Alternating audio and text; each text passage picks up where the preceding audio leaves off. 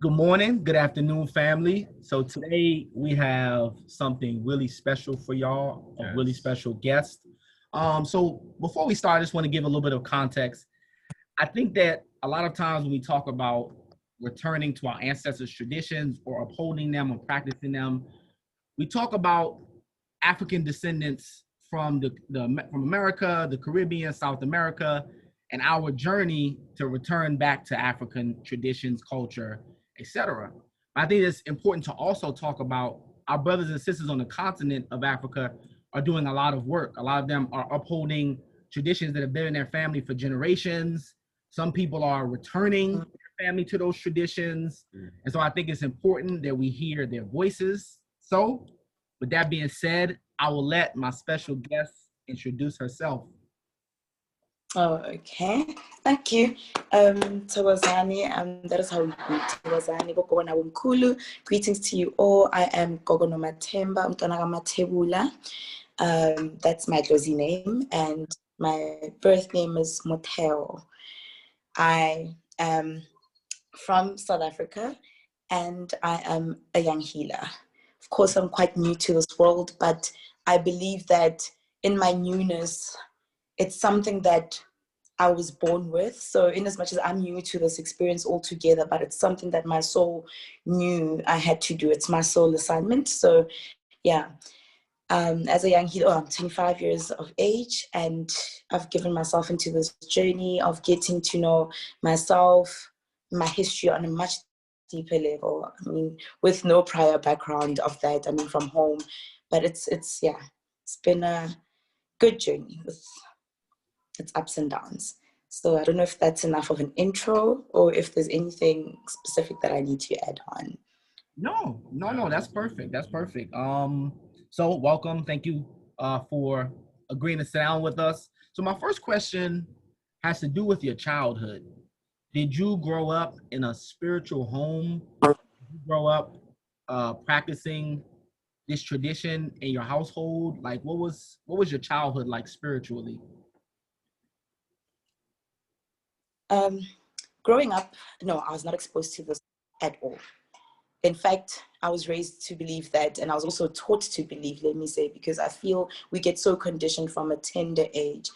And I have nobody to blame about that. I guess that's how things had to work out for me to actually discover my truth. But no, I grew up in a home where common belief is obviously Christianity. And for that reason, that is why it actually took me so long to accept my calling, because there was no, prior knowledge of this. Like, if anything, this was seen as demonic, and it made it so difficult for me to even appreciate it as a gift, to even accept myself with this gift. So it paralyzed me so much throughout the years, because growing up, I was always like a very wise child, like a wisdom beyond my years. I think that was also a standout, to show that, when you've been earmarked, like literally.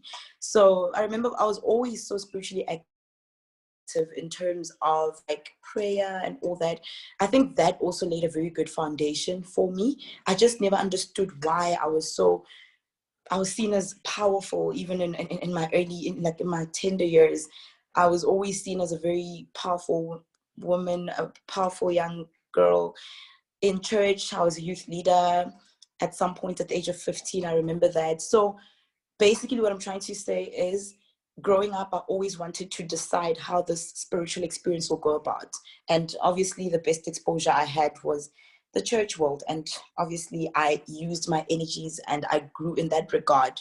I did not focus on the idea that there is this African spirituality, because it never existed. It was not even a world to go to. If anything else, it was seen as a very demonic thing to even imagine slaughtering or speaking to those that are no longer with us. I was actually taught to believe that it's demonic. So all I ever did was consult with the Holy Spirit. Basically all that I was taught as a child, that Christianity is the way of life, be saved by Christ or you're going to hell. So that was literally the path I took. Well, I think another thing that helped me is I grew up in a home where my dad is very neutral, because he's not a religious man. So that kind of like helped me to just explore that world freely. But the sad part was that I got so lost in it because it felt right. It felt like that was all that I had to become, that I had to just be a prayer warrior. And if I'm not that, then I can be nothing else. I remember even telling myself that I'm going to grow up to be a prophetess, because literally I had that gift. Like, I'd actually, foresee stuff growing up. And hence I said this gift has always been there, but obviously I wanted to decide, I wanted to actually dictate the gift. So that kind of like worked against me. And yeah, it just ruined it ruins so many things, because when you're not doing the right thing. By right thing, I mean what's right for you as a soul, as a being. If you're not doing what's right for you, you literally don't have a form of redemption, and you're constantly feeling like you're living a lie. So I want to be honest and say that deep down, I knew that I was living a lie, but I always thought, oh no, I'll just pray, I'll just deal with this, I'll just focus on Christ.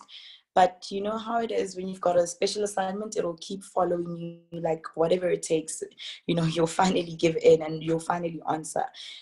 So yeah, that's how my childhood was like. No prior background from grandmothers or anything, or grandfathers or family. It was just like, oh, this is so evil. It was a no-go area. Yeah. Wow. So I guess my next question is like, so when was the moment that you like stepped over into the tradition? Like how did that happen? Like, was it someone in your family? Did it just keep calling you and then you ran into some people who practice?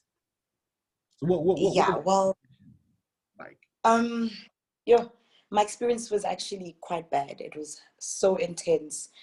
So, okay, let me also just mention this. My late grandmother had this gift, right? She also ignored it. Like, she didn't answer the calling.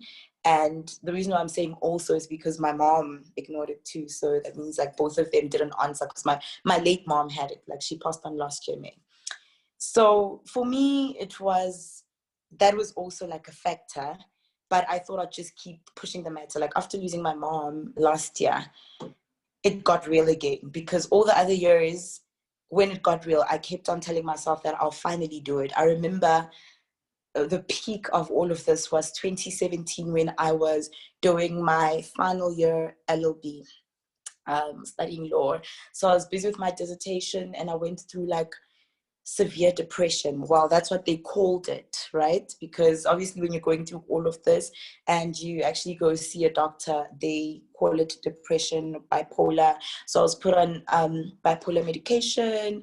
I was diagnosed with severe depression, and it was just very bad. It was very bad. I was also referred to a psychiatrist because of all of this, and also because I didn't want to accept it. It was just becoming so confusing overall. So my turning point started then, but I still kept on running away. I remember a point in time in 2017 when my parents and I went to see a certain healer, and because that was when I thought, okay, no, I'm going to agree to doing this, but not now. So I basically wanted it to go my way. So 2017, I had to go through the process, but we just decided as a family that can it at least wait for me to finish with my schooling, to finish with my degree, because, it's seen as like some sort of an interruption. But I guess the procrastination was also in hope that this would go away. So we went and we did this other mountain ritual that people tend to do, but it doesn't actually work, I must actually admit. I think what we didn't understand about that ritual was it was more about requesting that they give me more time. But in our heads, we thought, like, I actually just went to abandon the gift, because my mom was of the opinion that growing up, she managed to get away. Like, she went to the mountain and closed the gift up. Well, that's what they call it, like, uivala, like they close it. So you basically get this metallic container and then you go to the mountain and then you speak to your people and then you close it to just say, not now, we're closing this all together. So we did that, and that didn't work because things got bad. Like my anxiety attacks were just worse. I was on stress medication. Like, things got worse, basically. After that, like, literally, I think it became a thing of, oh, so now you are dictating us. We've chosen you and you're still delaying and you're going to keep delaying. So when should this happen? Guess what? Didn't even get to finish the degree because I got so sick. In October, I was asked to take a break. Now, this was like something I had to do. I was not given options. Like my dissertation supervisor actually had already told me in July to take a break, and I insisted on continuing because I was just a mess. I was asked to take a break from the world of academics altogether because they were even calling it like a mental breakdown. Apparently it was like a breaking point mentally, but that was not it. That was the manifestation of being pushed to something. You know, purpose has a way of locating me. Like, you can do all that you want, and yeah, like I keep saying that you can try running away, but literally whatever that you're running away from is always going to be there because it's inside of you. So I was literally just trying to run away from myself, like, you know. So that was it. That was just horrible. And 2018 didn't get any better. I'd just literally just register and not get to even write my exams because I'd go through stuff. I'd go through blank moments. Like, I'd actually prepare for like writing and all that. When the moment has to come, when it's time to actually deliver and go right, I'd like literally be like, no, I'm not doing this. And I don't even know. Like, so, okay, let me just also include that during that time, obviously there's a lot of church influence as well. So that was also another problem because every time I get an opportunity to sit with this and try to analyze what my way forward is, there's also church influence about how it's water spirits that are demonic, and you know, mermaids. You know how they actually paint this, like they'll give you this weird picture that's not even true. But anyhow, I guess at that point, because there was a veil before me, I think it actually seemed accurate, and I kept fighting this. So mind you, from that time, even in 2017, I was always being prayed for by pastors, like titled deliverance, like being delivered. I don't know from exactly what, I guess from myself, because I was running from myself. But yeah, so it was just constantly that, me doing prayer and fasting, me trying by all means to just not experience all the things that I was experiencing, because literally that just couldn't stop. And it would just get so worse. The dreams would get so intense, the episodes, literally the nightmares, it was just crazy. So like I said, mind you, during that time, there was a lot of guidance from church as to how to just close this up, how to not focus on it, and to always call on the name of Jesus whenever I get visitations as well in my dreams from those who are no more, or whenever I get certain messages, I should not look at it as a form of communication, but as a demonic dream. So I'd always cast it out. I battled with that time and again. Like, just to sum it up, but literally it just went on and on and on. It was just like, you know, consistent and persisting denial. I would lie about that. And for me, I remember 2018, the highlight was also when I took my ancestral cloths, because there was even a point where I got to the cloths just to appease them and to say, okay, I'm with you, I get it, I'm accepting. But I was not active, I was not communicating with them. I was just putting them there. Like, I'd just wear them sometimes, and you know, so I'd slowly like have some, like I'd have moments where I'd have interest, and then there'd be moments where I'm like, okay, especially after like church, you'd be like, oh no, fuck that. Sorry for the language, oh my gosh. So then during that time when I had those ancestral cloths, I went to this other church, and that man of God, well, the pastor, helped me to burn those cloths. And he was like, you need to burn these so you can be delivered from these spirits. These spirits are not good. Did it again, burnt them, got rid of them, but did it get rid of the gift? No. Kept following me still. So last year, okay, I remember in 2018, July, I remember predicting my mom's death, right? And I remember, like, I'd have those moments, like, I'd see very deep things. But you know what baffled me would be like, why do I see so much? Like, what's the solution? How can I stop this? Like, why am I seeing this? And I'd see so many things. And even like growing up, like I said, I'd see like certain family secrets, you know, and I was just a very, let me just say, weird child, and constantly seen as quite disrespectful at times because of my nature, because I also became very confrontational because of this whole urge to always just be honest, because this gift makes you such a transparent person, even without you trying too much.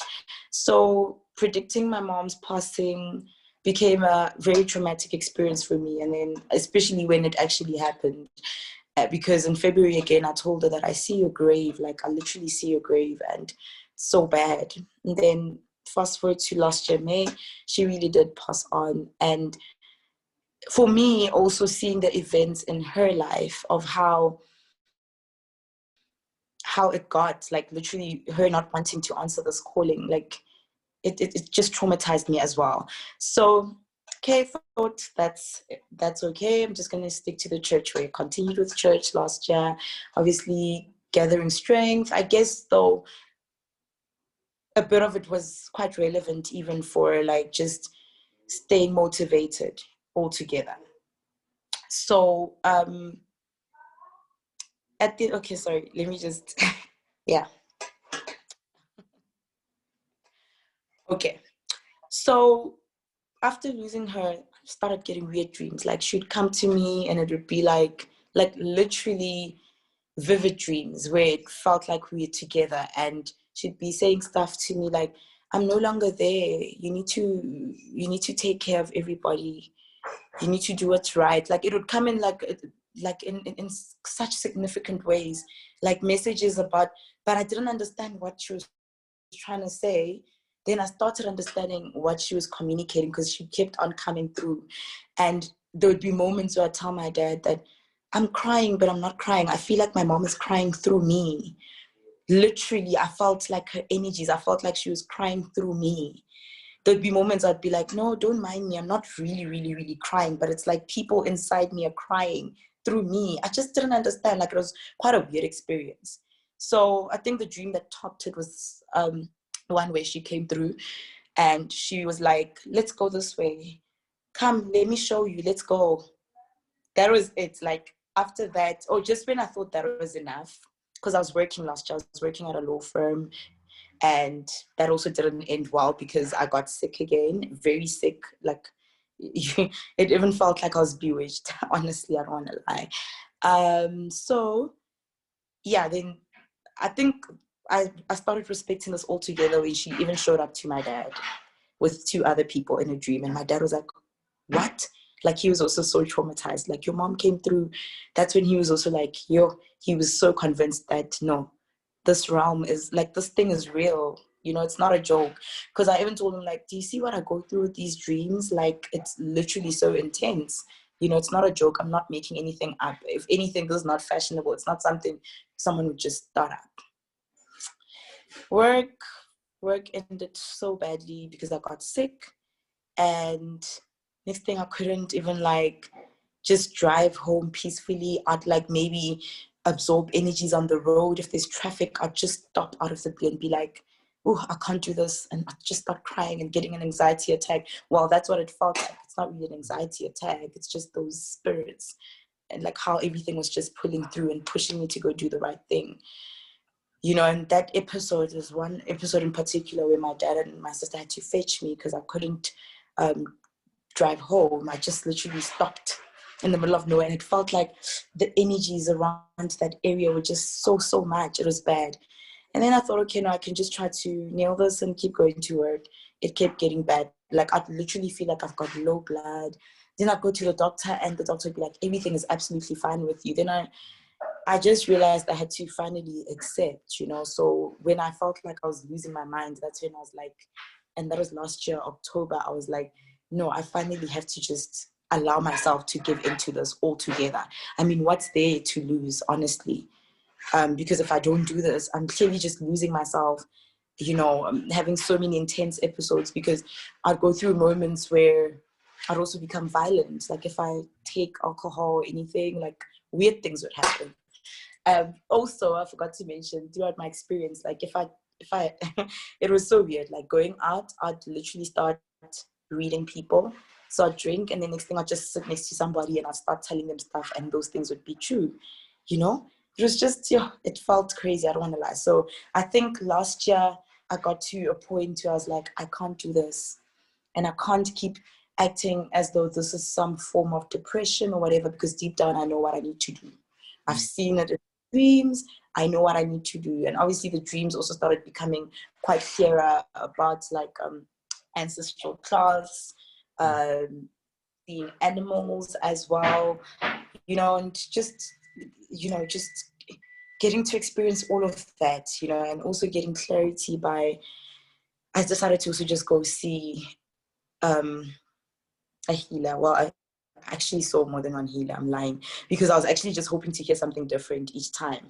I got to a point where I was just hopping from one healer to to another, like just hoping to hear that, no, this is not you, you don't have to do it. But hey, it's just something I had to do. So last year I gave in, after having battled so much throughout the years with spirit and not understanding what is going on, you know, what's happening to me. I just felt like I was losing control, and I felt like finally losing control was a blessing in disguise, because I finally had to lose it. I finally had to accept that maybe it's not so much about controlling all of this. Maybe it's so much about giving in and allowing it to manifest, you know, instead of holding back because of what I've been told. What about just living my life and getting to experience it for myself? And I did, and thankfully I did. I got the strength to, and I was enabled, and I realized that literally you'll be equipped for whatever that you need to get done. So like I said, last year was the breaking point. Everything was a mess, and it was just getting worse. And I literally felt like I'd end up at a psychiatric home, like, and I just was not about that life. Yeah.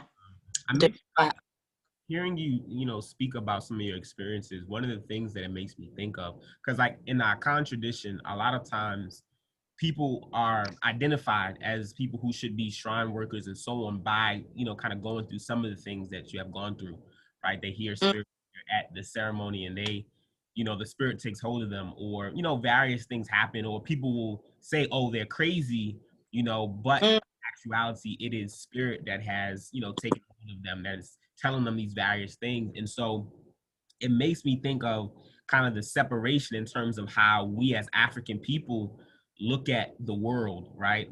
How we recognize this continuum between spirit and the physical, as where the West will say, okay, either spirit does not exist or is something completely separate and it has no real bearings in the physical realm. And so like when someone's crazy, they're crazy, nothing else, you know?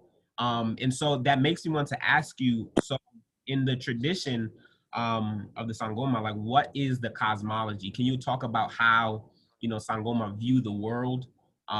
You know, kind of just the overall kind of historical and cosmological, you know, understandings about the universe. Yeah, like, and then how that goes, how that goes into your work as a priest, a priestess, excuse me, and so on. Yeah, I was gonna say, I mean, just to add to that question, like in the tradition that I practice, you have God, Olodumare, you know, you have various different spirits, orisa that we work with. You have Ifa that deals with divination. We work with ancestors too. So like, yeah, like I added to the question, what does that look like in your tradition? What are the spirits that you work with? What's the role that a Sangoma does? Yeah. Okay. So when it comes to being a Sangoma, basically how we view religion is it's more of a choice, right? Like it's a choice. So there's still Sangomas who are Christian, Sangomas who are Muslim, and then there are those who really just prefer to embrace spirituality. And that's where I'm at now. And obviously that's been a lot of work, because it's also, I'm learning all the preconditioning, you know, that I'd been exposed to. And sometimes that also clashes a lot with your view of life and the world and your experience of it. So it's also a lot of learning and unlearning. So I'm not going to speak for every single healer, but I'll just give a basic overview of most of us, and especially myself, I mean, in all of this, because I mean, I can only speak for myself truthfully, and those that I know close up. So we believe in creator of the universe, Umveli Ngani. That's who we call God, Mudimu, Ramasedi, Ramarumo, our God. That's we believe in creator, spirit of creation, spirit that governs all of creation, an omniscient, omnipresent, and omnipotent spirit. Believe in that. And we believe how we were taught that, and like, what did I want to say? Angels, for example, how people would speak of angels. Our ancestors are that for us. They are spirit guides. I'm trying to just also translate it in a way that you will understand, because some things are better said in my language.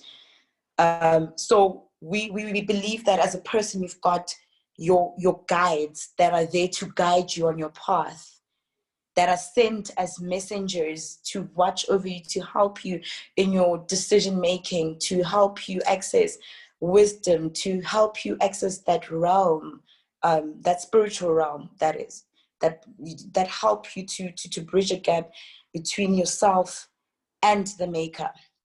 We also believe that we've got our ancestors, of course, that are ancestors because of blood connections, and some are our ancestors because they interacted with our ancestors, be it that maybe in the past they dated or they just had business transactions, back then. We also believe that you can get possessed by such a spirit of a family friend, perhaps, that will want to carry on something, that will want to carry out a certain mandate because you're a gifted child. So they pull through for you. So with that being said, we've got your Ndao spirits, we've got Unguni, particularly when you go and you go get initiated, Uktwasa, that is what they call it, Uktwasa. When you go there for your training, you get trained that they're Nguni spirits, those are your blood relations, and Ndao spirits. So Ndao spirits can be, it's broad. It can be family, or it can be what I just explained, that like an interaction of the past, whether it was that they were dating or, they had some sort of relation in terms of like maybe business dealings or stuff like that. So that's why when we go through that with the Ndao spirit, the reason why we go to the river to get initiated and to be trained in that regard, for that Ndao spirit to appease it. We go to the river because apparently lives were lost there in history, even during wars. So it's to pay respect to that foreign spirit that might not be directly related to you, or that might come from like years way beyond your understanding. For example, we call it abokoko, because we're all possessed by different spirits. I, for one, know that in my case, it's abokoko, like literally ancient spirits. It's not like a direct pointing to a grandmother that I knew. It's a grandmother that I've encountered in my dreams. It's a grandfather I've encountered in my dreams through confirmation. So we see it as that. Then you tossa your Mguni spirit, your Mguni spirit, you also tossa your Ndao spirit. And with that, we actually believe that by doing that, it's to cause unison, because when it comes to spirit, you have to respect whatever process that you need to go about. But obviously this does not limit your gift, and that's one thing that we are also discovering now. We're seeing that spirit is so limitless. We are tapping back into that power where like you find healers who also use tarot cards, to read people. Like, people work differently. Some people practice with using water to do their readings. Some people use candles, so it's a very broad gift. And as you tap into it, you begin to understand just how big it is. Yes, there's a process of initiation, but at the end of the day, it's still a realm of spirituality, meaning that it can connect me to you, even though we were not initiated in the same manner. So it's a way of life. It's to say that this is how our people did it.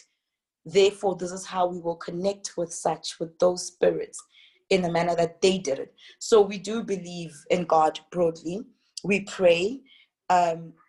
We pray. We also believe in activating that realm of prayer to also make sure that, and even in our prayers, mostly we are taught to mention that may the ancestors that come with goodness, with light, be the ones that pull through. So it's a very important thing because you're tapping into a different realm. You can't just invoke different spirits. I don't know if you can still hear me. Hold on.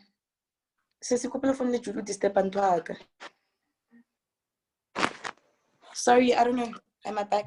Yeah, you're good. I think I got a call that interrupted this Zoom meeting.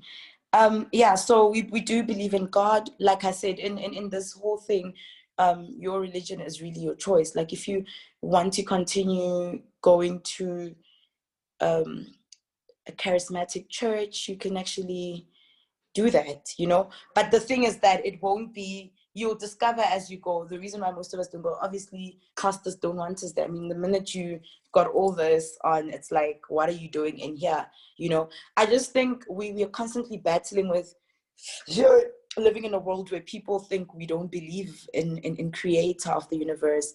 But I guess our experience of God is also quite different, you know. Some people see God as a power that is outside of themselves, and then there are those of us who believe that it's within. God resides within, you know, Spirit of God lives within you. So that's the differentiation of how we see life differently, is that many things are so much connected to spirit that you cannot even say that you're going to cut yourself away from certain things that were affecting your bloodline. For example, we also believe, and I do want to also say that religious people also believe in this, but obviously they've got a different view of it, and they keep believing that it's quite far-fetched, but it's literally, there's some common ground in that. Obviously in church you'll hear them speaking about generational curses, and then also in our belief, we believe that there are those things that you need to redress, like that you need to go back to and fix in your lineage, you know, like even with this, carrying this gift, to believe that there are things that need to be addressed. So in our belief as well, we know that there are healers who got trained to continue not just healing work within their families. That was not the entire objective when it came to going for training, but the bigger thing was to also heal others. So the healers who get trained to heal others as well. Then others come from a lineage where all they needed to do was to just do this badle intwaso, which is the ritual that is performed at the final stage of training, to make sure if you're gonna pass the test of being a Sangoma. So can I ask you about that before you? I want to ask you about that. So before you move on, that was gonna be my next. So first, I just want to say, I mean, these are powerful points that you're making. Yeah. I have a similar view. Like, spirit is infinite; it's vast, and so traditions are systems that we've created so that we as humans can interact with spirit. So I you said, precisely.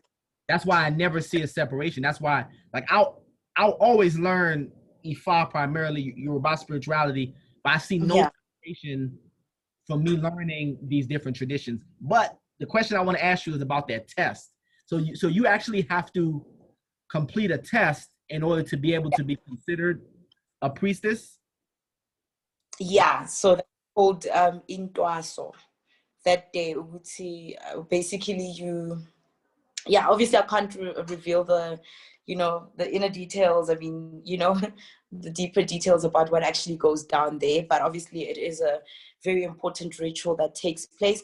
And then obviously after that ritual altogether, because it's also quite a lengthy ritual that takes place. I remember I was started around 3 a.m. like after a long, intense moment. I think we started 8 p.m. the Friday, and then 3 a.m. we performed that ritual, because obviously from 8 p.m. it was just prep work to just prepare your spirit for this rebirth. That's what we call it. It's rebirth.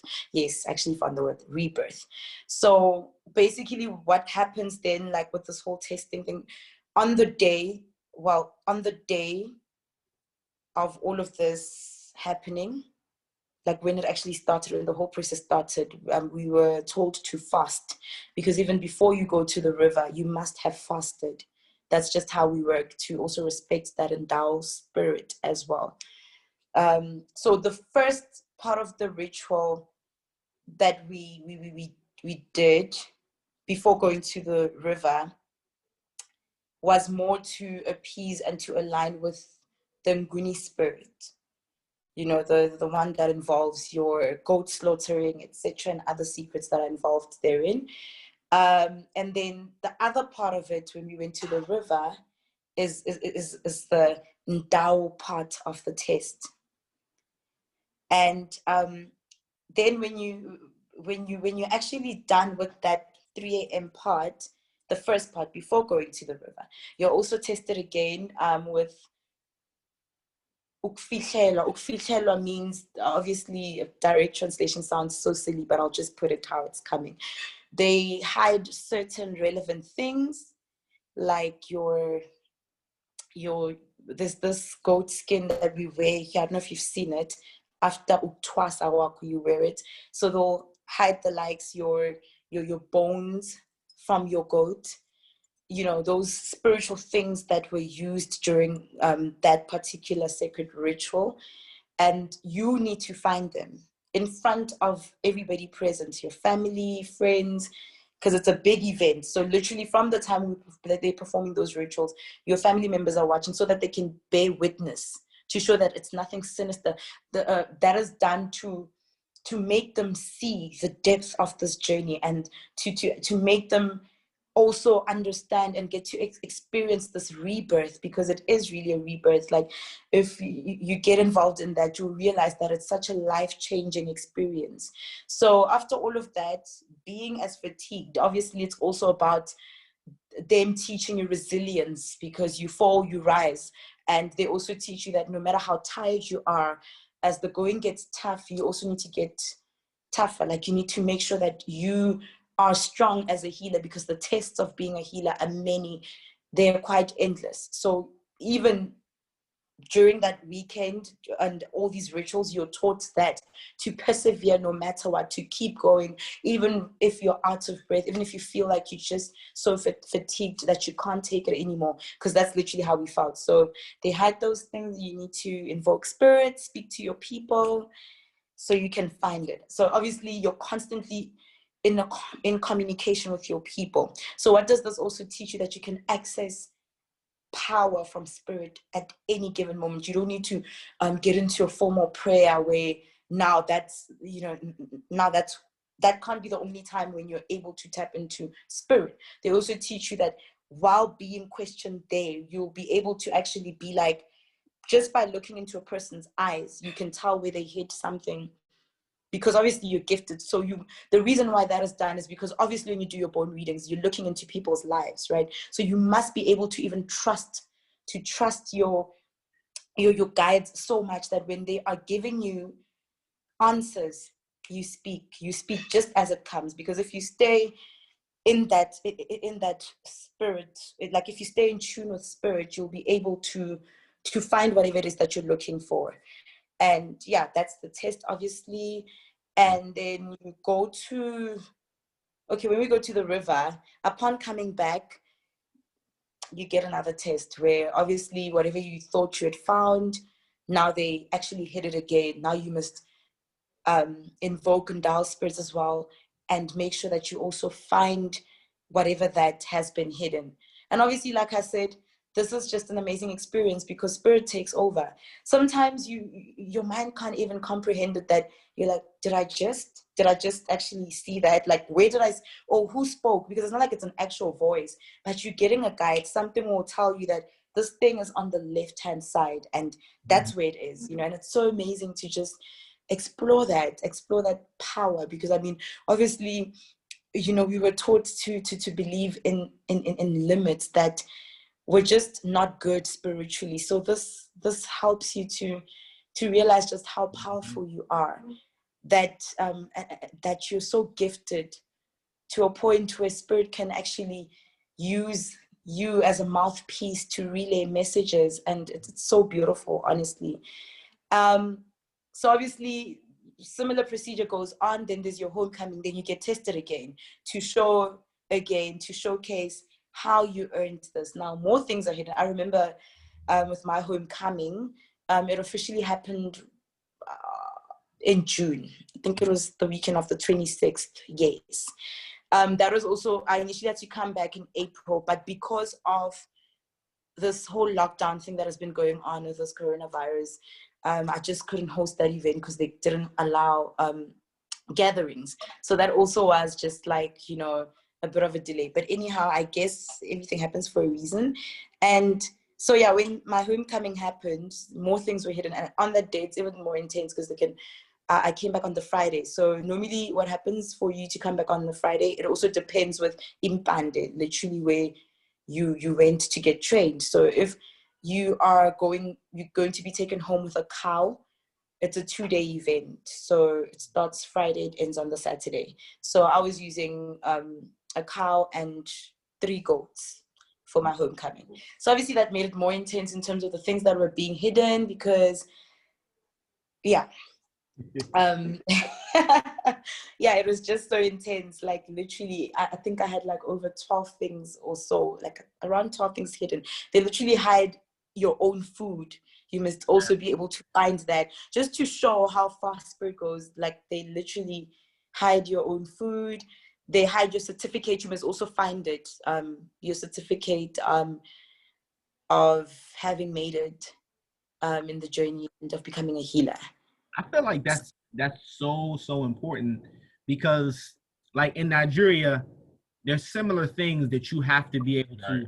So not exactly with the hiding stuff, to my knowledge, and again, I'm still learning, but yeah, there's things that you have to be able to prove. And when I get to that point, you know, because what I'm going to be is a babalawo at some point, which is similar, like a diviner or whatever who does work for the community. Yeah. There's a similar test. You have to be able to demonstrate in front of the community that you know certain things before you can be considered someone that people can go to within the community. And sometimes I think that something that we need to build here in America is more tests to ensure that everyone who's working is competent. I'm sorry, you say something too. Yeah, I think you were talking about kind of your teachers making sure you understood, you know, being able to work through the tiredness and so on. And yeah, one of the things when I was going through my training process, that was actually something that my teachers pushed upon me and my peers as we were going through training. It was basically that as you're doing shrine work, you don't get tired. If you feel tiredness, then you call on, you know, the what we call bosum, the spirit that you're working with, and they will give you the power to move forward. And so tiredness doesn't, we don't claim tiredness while we're working. Like, okay, oh, you're feeling a little, okay, call your spirit, and so your spirit will drive you and push you through. And so I think that's very important. As you already mentioned, like working with you know, my father, he's a priest as well, and other priests. The work is physically tiring. So that point does knowing, so knowing that you can push and go through it is essential, and is very key. You know, it's priceless. Yeah.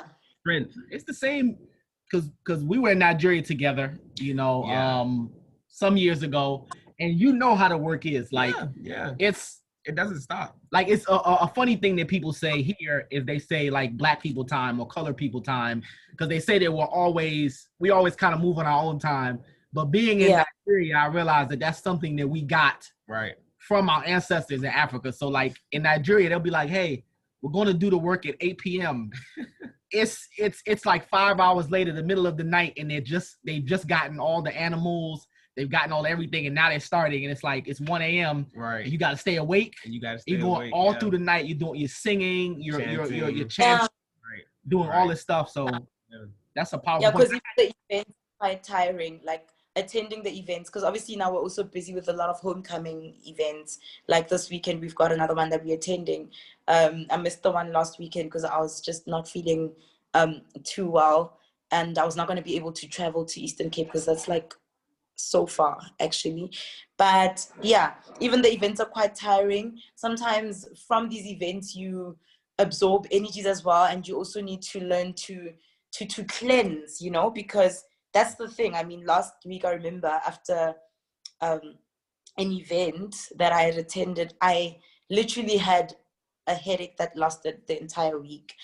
And I don't know if you, I'm sure you noticed, I actually cut my hair because of that. It's a very, it's quite dynamic. It's so demanding. It requires you to be so fully committed, because there are many times when you will be tempted to give up, but you can't even afford to do that. You know, I think it becomes a thing that, you know, that this thing has brought you so much fulfillment that even on days when you feel like giving up, you realize that, but this is literally my life. And I don't want to lie, it is my life, you know. And even when I actually have convos with myself where I'm like just cursing, like, oh, why did they even choose me? It's like spirit has a way of reprimanding you. I mean, there are days I wake up and I look at my, we call it indumba. So I think it's more like a spiritual office, like where you do your consultations, but it's indumba. So I can't really, I don't know how to put it in English. But yes, there are days I wake up, I look at it and I'm like, that's mine, for real, like this is my life, you know. You just feel like you can't even believe that this is literally the rest of your life, you know. But at the same time, you really feel like this is everything and more. It's everything. Some days I actually ask myself, why did I even take so long to answer this very call that I should have long answered, you know? Because obviously you feel, the more you interact with spirit, the more you feel so fulfilled. There are times, like, I mean, last week when I actually got sick, I actually feel like those are the kind of tests you get, because like you saying you're a healer, so now you also have work that you must do on yourself. I remember making some muti for myself to also help with the headaches, you know, the migraines is getting on a daily, as I said last week. And that also taught me, like, it groomed me in a way. So we've got to say, here in South Africa, for Sangomas generally, it goes uktwasa akupeli. Basically what it means is that this training is unending. And you know, that just also makes you realize that there's never a point, there's no destination when it comes to this. It's a journey. So there are going to be moments when you fall, there are going to be moments when you feel like you're failing at something, but that's when you also get to learn. It's a grace period when your eyes are being opened. Like what happened to me last week taught me that just because you're a healer doesn't mean you're not going to get sick at all. There are moments when you're going to be tested to start applying that very faith that you preach to your clients and everybody. You'll get tested for real. Like even today, I was like, oh my gosh, like I feel so sick because I had severe period pains, you know. And I just told myself, I'm just gonna like just fight back. It's not always about being in your feels, about, oh, I'm not feeling too strong, I'm not feeling too well. When you've got a spiritual assignment and a spiritual appointment, you need to learn to rise to the occasion, because if you believe that there's a spirit working in you, you'll be enabled by that very spirit that you're working with, like you said.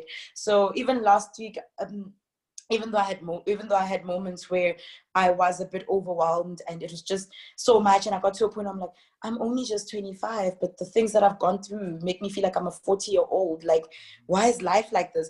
But I constantly remind myself, and what I like to do is to also maybe listen to the voice notes I sometimes send to friends when I get them advice. I'm also in a period where I'm also learning to listen to myself. Like, do we listen to the things that we say to other people? Are we applying those things in our own lives as well? And that's why I said, verily, you'll be tested many times on this path, you know, because obviously you're healing people, but there are also times when you need to take a step back and heal yourself, because you're also a work in progress, you know. So I also understood that last week, that there are moments when you are going to feel sick, but then there's going to be a miracle, because I mean, weird enough, for some odd reason, I thought I needed another healer to heal me, but I managed to heal myself. And I'm very proud to say that, wow, I guess they wanted me to also learn that there are certain situations that I can actually fix You know, there's certain situations that they've given me power to work on, be it things like maybe shielding myself and my family, cleansing the yard, cleansing the house, you know, certain things, cleansing myself, and always just listening to them, because even then I actually listen to spirit as to which muti I need to use for this particular headache. And I was listening to spirit, you know, and I allowed myself to cry out and to share my frustrations with spirit of how overwhelmed I'm feeling. And that helped me, because in so doing, I like I said, that's when I also got clarity, being instructed to cut my hair, and that actually helped, because I mean the headache is gone. I had to just do that. Sometimes you won't understand why spirit works the way it does, but I mean it's part of life. I guess sometimes we all want to just be so young and vibrant and all that, but sometimes your path will demand that you be guided, that you stay disciplined, you know. And it's not always nice, because sometimes you also want to look nice, like all your other friends have nice nails, have this and that, but spirit needs you to work with spirit all the time. Like literally, that also taught me that literally I feel like I'm married to spirit, because everything I do has to be orderly. I need to ask if I'm going out, I need to ask for permission, you know. And I figured, because some lady had done my hair also, that was a problem, because when you're a healer, people should not just be touching you anyhow. You also need to ask for permission for certain things. You don't just go do, like you wake up today, you're deciding that you're going to Dubai or whatever. Everything is orderly. And it taught me that. And they're just weird messages, and you're like, wow, oh, they're so strict, but I guess all for the right reasons. I remember there was a time just last month, I'd done my nails, literally this entire side, like my right hand, like literally all the nails came out, like literally. And for me, I kept on saying that no, spirit just doesn't want these nails particularly. Then I got to see why, because when I attended a certain event, there was just so much work to do. We call it lozi work, literally slaughtering, and the chickens that, you know, we had to work on. I was just already thinking that, but practically, how was I going to work with those nails, because they were actually so long. So sometimes they reprimand you and it gets so uncomfortable, but you also need to learn to be kind to and with self, because you're learning as you go, you know. Yeah. And you also learning to just integrate all of that, like Gogo Namothemba and Moteo need to be in sync. They need to work together, because sometimes I've got my personal desires and then they're like, no, not this, you know, because even with relationships, do that. What you're saying, I understand 100%. I mean, and this is something I think that everybody who's listening should understand, that, like, you know, when you leave the church, yes, you're leaving some of the dogma and like the way the church can box you in, but when you come into traditional spiritual systems, there's still an order there as well. But a lot more. I think this is a place that, because we don't want to give the people too much. But I just want to say thank you for coming and enlightening us. It's very powerful points. Yes. And we definitely gonna have to chat again and do another one of these. Oh yes. So yeah, absolutely. I'd love that. Hey, I'd actually love that. Yeah, definitely. We'll set it up. And you enjoy the rest of your day. Okay, thank you so much, and thanks for this.